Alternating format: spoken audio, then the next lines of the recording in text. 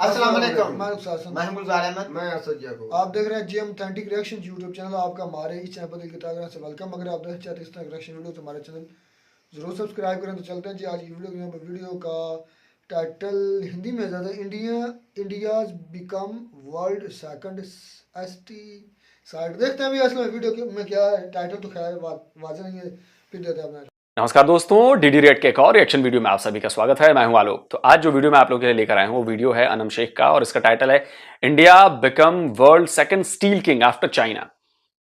चलिए भाई, बधाई हो। एक और नई अचीवमेंट, एक और नया मुकाम इंडिया ने हासिल कर लिया है। स्टील किंग बन गया भाई, दुनिया का नंबर 2। तो इस पर पाकिस्तान की जनता जो है वो क्या कहती है, आइए देखते हैं। सर, आज का बेसिकली क्वेश्चन मेरा आपसे ये है कि अगर हम बात करें पाकिस्तान की एक्सपोर्ट इंपोर्ट मैन्युफैक्चरिंग पे, आपको पता है कि मैन्युफैक्चरिंग लोकल मैन्युफैक्चरिंग बिल्कुल ज़ीरो है। हम सुई तक चाइना से लेते हैं, सुई तक हम चाइना की इस्तेमाल कर रहे हैं। अगर हम बात करें चाइना की, तो चाइना एक सुपर पावर है जिसको अभी तक कोई भी बीट नहीं कर पाया है। लेकिन उस दौर में इंडिया लगा हुआ है। इंडिया स्टील किंग के जो है मार्केट में वो नंबर 2 पर आ गया चाइना के बाद। और ना सिर्फ मैन्युफैक्चरिंग बल्कि एक्सपोर्ट करना शुरू कर दिया। और 2023 में एक रिपोर्ट आई है, उसका कहना है कि 2023 में 2200 बिलियन की जो है वो मैन्युफैक्चरिंग करके एक्सपोर्ट करेगा स्टील में। क्या रीज़न है? सब कॉन्टिनेंट से अलग होने के बाद हम लोगों ने अपने आप पर तवज्जो नहीं। पाकिस्तान प्लेट में मिला वैसे ज़ाया कर रहे हैं, क्यों? देखिए मैडम, मेरे ख्याल में ये जो आपका क्वेश्चन है ना, मैन्युफैक्चरिंग और लोकल मैन्युफैक्चरिंग हमारी है नहीं, और हम जो है वो इंपोर्ट एक्सपोर्ट में भी बहुत पीछे रह गए। मेरे ख्याल में ये है कि इसमें सबसे बड़ी वजह ये है कि जो मैं समझता हूँ इन माय ओपिनियन वो ये है कि जो पाकिस्तान क्योंकि एक शुरू से एक सिक्योरिटी स्टेट था, एक ब्यूरोक्रेटिक स्टेट था, उसकी पाकिस्तान की जो फॉर्मेशन थी वो अनफॉर्चुनेटली आपने इंडिया का कंपैरिजन का वो एक डेमोक्रेटिक स्टेट बन गया और हम जो एक सिक्योरिटी स्टेट में रहे। और हमारी ट्रांजिशन सिक्योरिटी स्टेट से ब्यूरोक्रेटिक स्टेट में हुई नहीं। उसमें फिर मार्शल लॉ आ गए, फिर हमारा जो पूरा एक पॉलिटिकल निज़ाम है वो ब्रेक डाउन हो गया। सर, हुई नहीं, हमने कर दी नहीं चाहिए। नहीं, इसमें बहुत सारे वजूहत हैं कि कुछ हमारी हिस्ट्री में भी पाकिस्तान में जो हिस्ट्री पढ़ाई जाती है, मेरा ये पर्सनल व्यू है क्योंकि मैं हिस्ट्री का भी तालिब इल्म हूँ। मेरा पर्सनल व्यू है कि जो हिस्ट्री पढ़ाई जाती है ना 47 की, वो बिल्कुल ही गलत है, वो बिल्कुल झूठ पढ़ाया जाता है हमें। ठीक है, फिर बात ये है कि फिर 47 से आगे चले तो फिर मार्शल लॉ आ गए। हमें एक डेमोक्रेटिक स्टेट बनना था। अगर हम डेमोक्रेटिक स्टेट बन जाते तो फॉरेन डायरेक्ट इन्वेस्टमेंट पाकिस्तान में होती। अब क्योंकि यहाँ सिक्योरिटी के इश्यूज़ इतने ज़्यादा थे, हम सिक्योरिटी में रहे। हम पाकिस्तान दुनिया की यानी कि सब एटॉमिक पावर बन गया, लेकिन हमारा जो बेस है, जो रूट्स हैं, वो हम पीछे रह गए। मैन्युफैक्चरिंग में पीछे रह गए। फॉरेन डायरेक्ट इन्वेस्टमेंट पाकिस्तान में बिल्कुल नहीं है। इंडिया में फॉरेन डायरेक्ट इन्वेस्टमेंट इस वजह से कि इंडिया जो है, इंडिया की जो पॉलिसी है वो को एग्जिस्टेंस की पॉलिसी है, यानी कि जियो और जीने दो। इंडिया एक वाहिद मुल्क है मेरे ओपिनियन में जिसको दुनिया का किसी भी कंट्री को इंडिया से कोई ख़तरा नहीं है। उसकी वजह यह है कि इंडिया की शुरू से यही पॉलिसी रही है, जियो और जीने दो, को एग्जिस्टेंस की पॉलिसी है। बहुत अच्छा लगा किसी पाकिस्तानी के मुंह से ये बातें सुनकर। मैं लगातार अपने वीडियोस में यही बात करता हूँ, को एग्जिस्टेंस की बात करता हूँ। हम वसुधैव कुटुंबकम वाली परंपराओं और संस्कृति के लोग हैं। हमारे यहाँ दुनिया के हर बड़े धर्म के लोग रहते हैं, करोड़ों की संख्या में रहते हैं। फिर भी लोग मतलब लोग क्या, पाकिस्तान के लोग समझते हैं कि बड़े जुल्मी हैं, बनिए हैं, हिंदू बनिए। तो बड़ा अच्छा लगा ये बात सुनकर यार कि कम से कम पाकिस्तान में कोई एक तो दिखा मुझे जो उस लेवल की सोच रखता है जैसे हम लोग हैं, जो वाकई हैं, जो फैक्ट है। हम किसी को नुकसान नहीं पहुंचाया हमने आज तक, हमने किसी पर अटैक नहीं किया, लेकिन तब भी देखिए। खैर, को एग्जिस्टेंस, मिडिल ईस्ट की भी को एग्जिस्टेंस की पॉलिसी, पूरी दुनिया की यही पॉलिसी। अनफॉर्चुनेटली पाकिस्तान की पॉलिसी है कि हमने जीना है और आपका कोई हक नहीं जीने का, किसी का कोई हक नहीं है, सिर्फ मुसलमानों का हक है। मुसलमानों में भी एक फ़िरके का हक है। तो हम इन सब मसाइल में पड़े रहे, ठीक है, हम तरक्की की साइड पे गए ही नहीं। ये ऐसा लग रहा है कि मेरा ही कोई जुड़वा भाई तो नहीं कहूंगा, मेरा ही कोई भाई है जो बिल्कुल दिमाग एक हो गया है। जो बातें मैं कहता हूं ये बातें भाई कह रहा है। कहीं ऐसा तो नहीं कि भाई मेरे वीडियोस देखता है? हो सकता है भाई, क्योंकि लगातार ये मैं बातें करता हूं और फैक्चुअली बात करता हूं ना। मैं तो सही बात बताता हूं, मैं लॉजिक के साथ बात बताता हूं। तो हो सकता है कि भाई ने मेरे वीडियोस देखा और सेम वही जो मेरी लाइन से वही है भाई बोल रहा है। गजब का कोइंसिडेंस है भाई। और वो हमारा जो कंट्री है वो बहुत ज़्यादा पीछे रह गया, साउथ एशिया में हम पीछे रह गए। तो बात ये है कि अगर हम इंडिया की तरह, मैं सिर्फ इंडिया की कंपैरिजन कर रहा हूँ, मैं साउथ एशिया की नहीं कर रहा। अगर हम इंडिया की तरह पाकिस्तान की भी ये भी पॉलिसी बन जाए, अभी भी बन जाए, 2022-23 में बन जाए कि जियो और जीने दो, अगर ये बन जाए तो हमें foreign direct investment middle east से भी मिल सकती है, मुसलमान ममालिक से भी मिल सकती है, हमारी इंडस्ट्री ग्रो कर सकती है, हम एग्रीकल्चर में भी बहुत ज़्यादा आगे जा सकते हैं। हालांकि एग्रीकल्चर में भी गंदम हम इंपोर्ट करते हैं, बाहर से मंगाते हैं, चीनी हम बाहर से मंगाते हैं, आलू हम बाहर से मंगाते हैं, ठीक है। तो हम वजह यही कि हमारी जो पॉलिसीज़ हैं ना, पॉलिसीज़ जो है हमारी, वो हमारी सारी इनसिक्योरिटी पे बेस हैं। हमारा पाकिस्तान को हम पाकिस्तानियों को ये बताते हैं कि हम इनसिक्योर स्टेट है, हम हालत जंग में हैं, हालांकि ऐसा कुछ भी नहीं है, ठीक है। तो वो जाहिर बात है, जब तालिब इल्मों को और पाकिस्तानियों को हम ये बताते हैं कि हम एक इनसिक्योर स्टेट हैं, तो जाहिर बात है हम खर्चा भी सिक्योरिटी पे करते हैं, ठीक है। तो हम आर्म फोर्सेस पे ज़्यादा पैसे लगाते हैं, इधर इंडस्ट्री पे, मैन्युफैक्चरिंग पे, लोकल जो हमारी सनत है उस तरफ तो पैसा लगता ही नहीं, हमारी वो प्रायोरिटीज़ ही नहीं है। हमारी प्रायोरिटीज़ मिसाइल हैं, हमारी प्रायोरिटीज़ जंग है, हमारी प्रायोरिटी कश्मीर है, हमारी प्रायोरिटी तो तरक्की है ही नहीं। और पाकिस्तान की तरक्की शायद प्रायोरिटी कभी होगी ही नहीं, क्योंकि मैं नहीं समझता कि पाकिस्तान में ऐसा कभी कोई कल्चर आएगा या कोई पाकिस्तान इस तरह के प्रोग्रेस करेगा या वो कोएग्जिस्टेंस की पॉलिसी बनाएगा। पाकिस्तान मेरा मुल्क है, मुझे मोहब्बत है पाकिस्तान से, लेकिन अनफॉर्चुनेटली पाकिस्तान एक वाहिद मुल्क है जो इस्लाम के नाम पे बना है और एक इसराइल है जो मज़हब के नाम पे बना है। तो मज़हब एक ऐसी चीज़ है, मैं ये सारी बातें इसलिए डिस्कस कर रहा हूँ कि ये सारी तरक्की का इन्हिसार इन चीज़ों पे होता है। अच्छा, अगर इजराइल मजहब के नाम पर बना है, चलिए मान लेते हैं, तो इजराइल तो बहुत ज्यादा तरक्की कर गया है, तो क्या उनका मजहब कुछ खास है? क्या उनके मजहब में कुछ ऐसी चीजें हैं जिसने उन्हें तरक्की का रास्ता दिखाया और वो आपके मजहब में नहीं है? क्या ऐसी बात है? कुछ तो बात होगी। अगर वो दो मुल्क बनते हैं, अगर मान लीजिए एक आपका मुल्क बनता है इस्लाम के नाम पर, दूसरा मुल्क बनता है जूस के नाम पर, जुडिज्म के नाम पर, तो ऐसा कैसे हो सकता है कि एक मुल्क भिखारी हो गया और एक मुल्क, छोटा सा मुल्क होते हुए भी, इतने बड़े दुश्मनों से घिरते हुए भी, हमेशा जंग में रहते हुए भी दुनिया के डेवलप नेशंस में एक है? क्यों हुआ ये? सोचिए कभी इस पर क्यों हुआ। तो कुछ ना कुछ प्रॉब्लम आप में है। तो मज़हब एक ऐसी चीज़ है जो लोगों को इकट्ठा भी करती है, इसमें फिजन भी है और फ्यूजन भी है, यानी कि वो इकट्ठा भी करेगी और वो जाहिर बात है अलग भी करेगी। तो जाहिर बात है जब पाकिस्तान जो बाहर के मुल्क हैं वो पाकिस्तान पे ट्रस्ट नहीं करते, ख़ास तौर पे इस्लामिक ममालिक तो बिल्कुल नहीं करते, हमारे नेबर ही ट्रस्ट नहीं करते, तो फिर यूरोप क्या ट्रस्ट करेगा? सर, आपने कहा है कि इंडिया की एक पॉलिसी है जियो और जीने दो, क्या आपको लगता है फिर पाकिस्तानी तो कहते हैं कि वो जंग करना चाहते हैं, वो जंग करेंगे, वो कश्मीर के लिए जंग करेंगे, इवन कि ये भी कहा गया है, हम लोगों को हिस्ट्री में पढ़ाया गया है कि जो भी जंगें हुई शुरुआत इंडिया ने की है, पाकिस्तान ने नहीं की। क्या ऐसा सच है?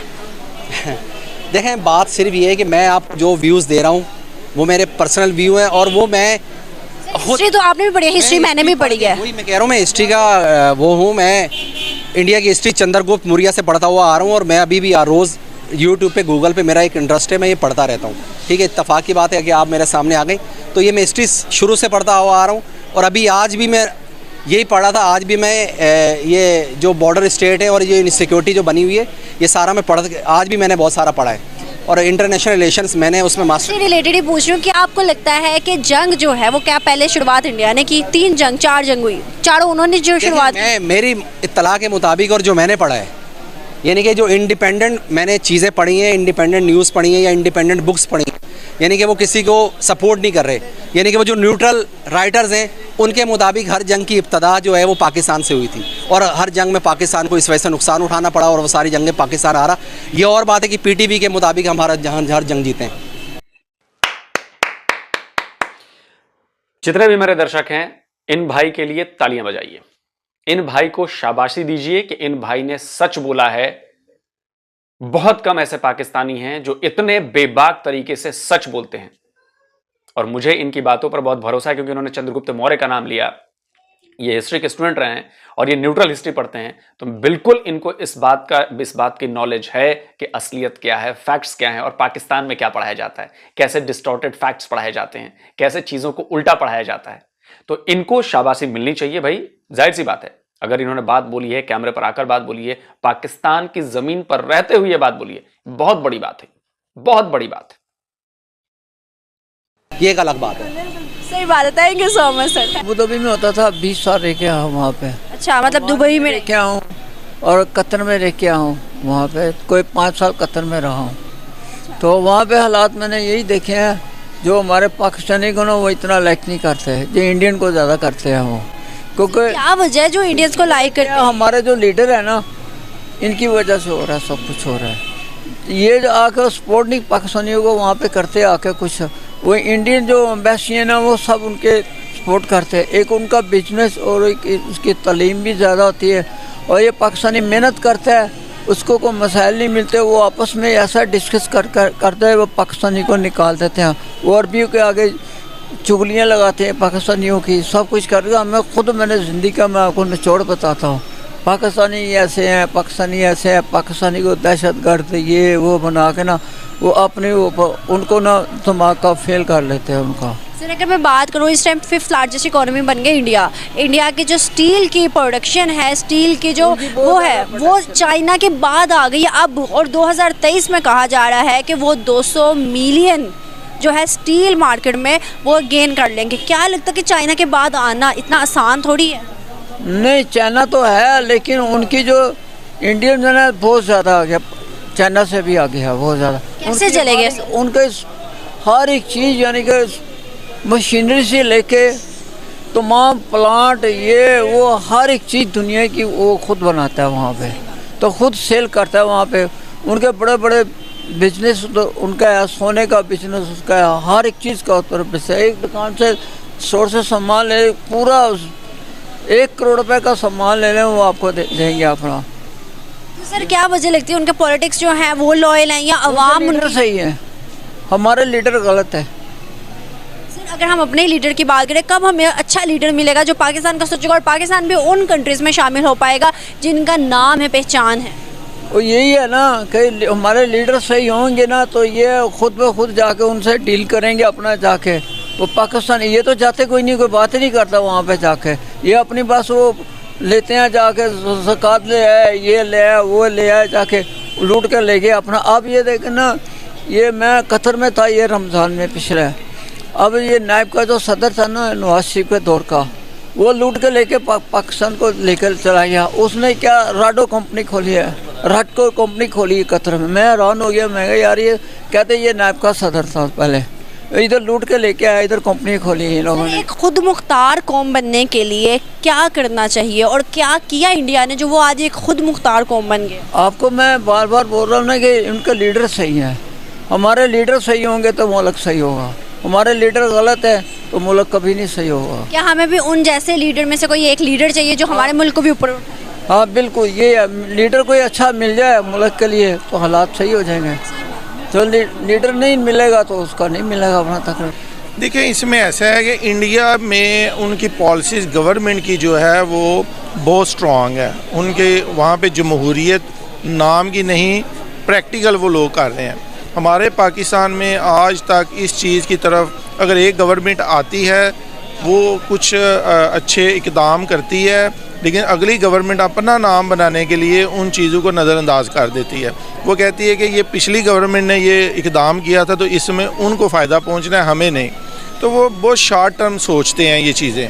हमारा जो पाकिस्तान है, इसीलिए देखें हम आज डिफ़ॉल्ट होने के दाने पे पहुंच चुके हैं। अगर आज हमें IMF एक इंस्टॉलमेंट नहीं देता तो हमारा मुल्क डिफ़ॉल्ट हो जाता है।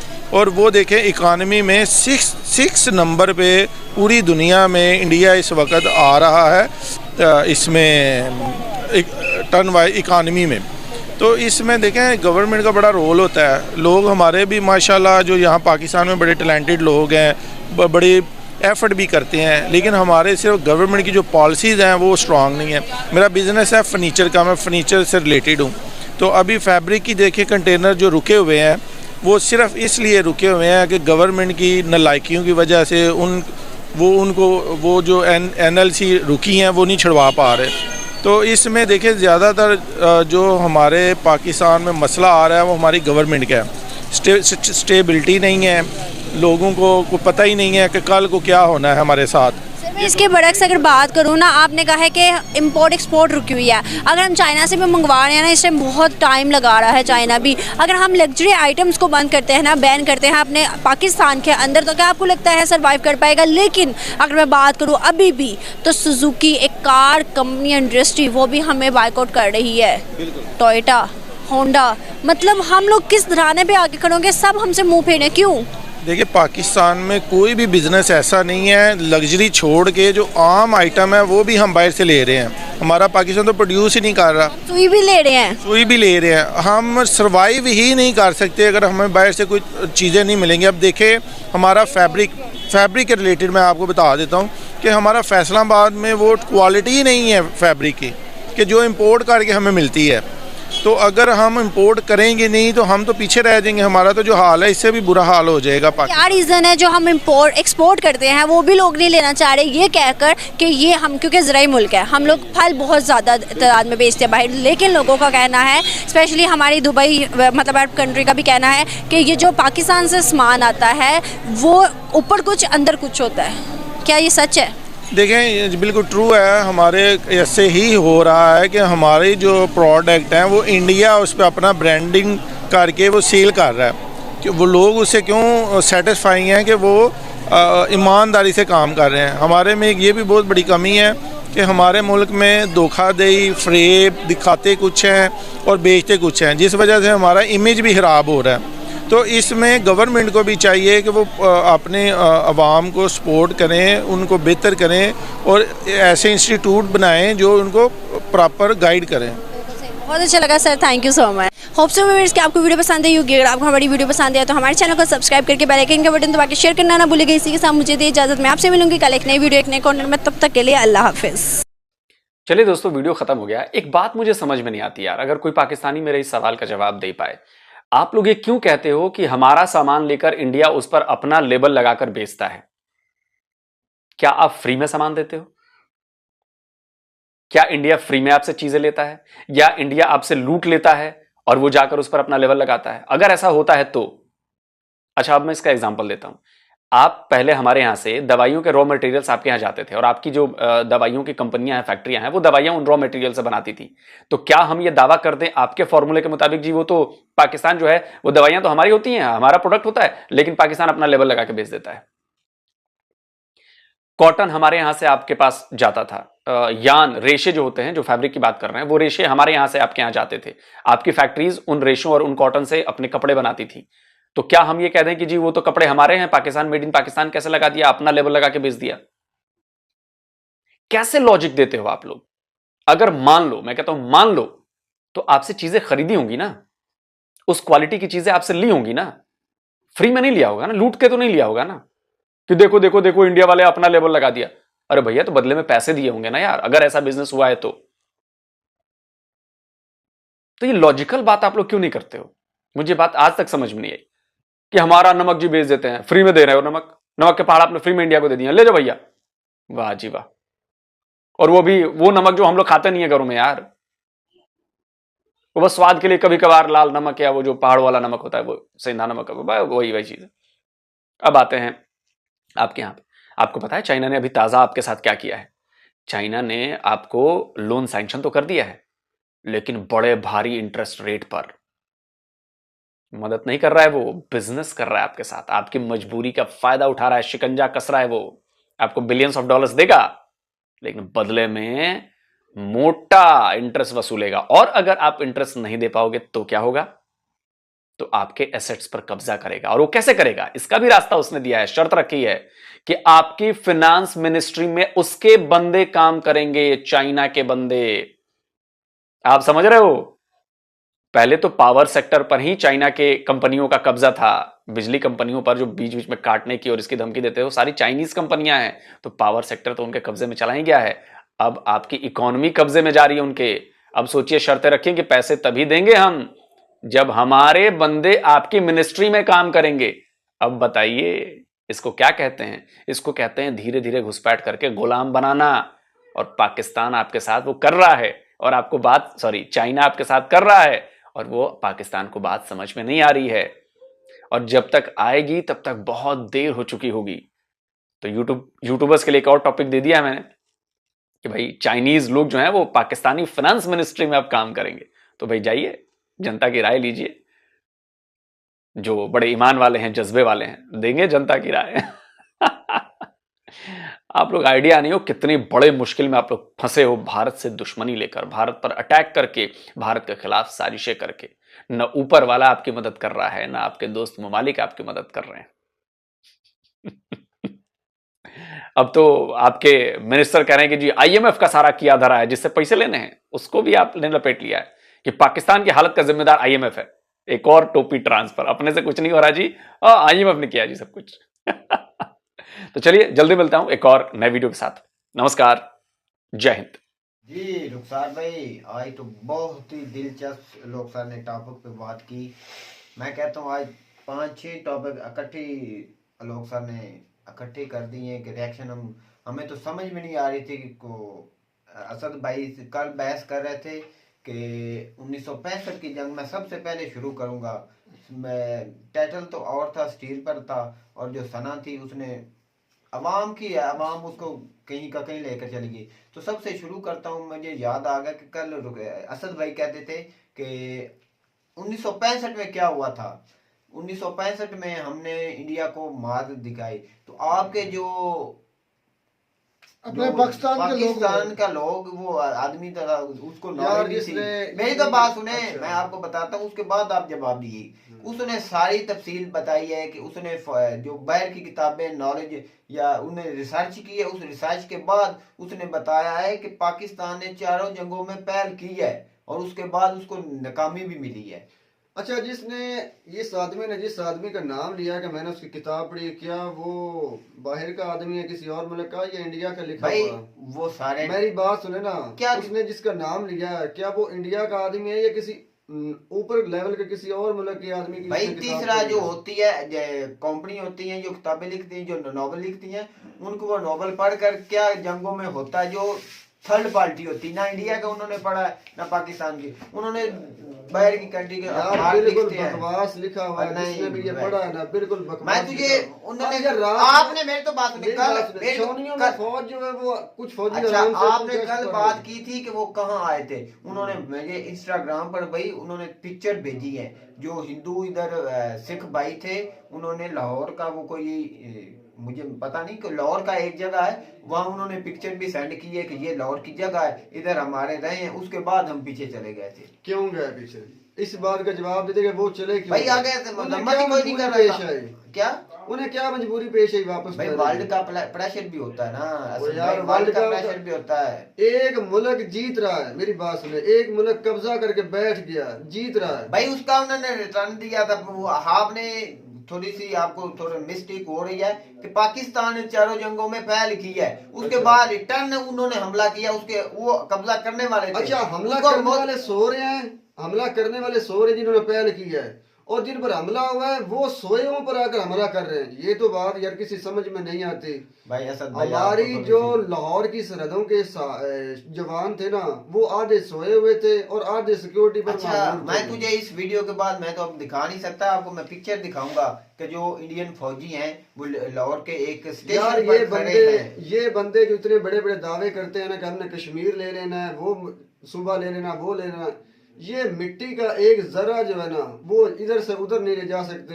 मुल्क लेकर जाना या वो चीजें लेकर जाना। अच्छा, मैं आपको बताता हूँ कि आपका पाकिस्तान जो हालात चल रहे हैं, क्या ये अगले सालों में या कुछ सालों में ये सलामत रहेगा? आप तो ऐसे दावे कर रहे हैं कि जैसे कोई इतनी हम स्ट्रॉन्ग इकोनॉमी है, हमारा प्लान इतना मुल्क अच्छा चल रहा है। यार ये इन लोगों को सिर्फ एक ही चीज आती है। अच्छा, हमारे मुल्क पर तनकीद करना और हमारे फौजी, खास करके हमारी जो आर्मी है ना, उनको हिट करना।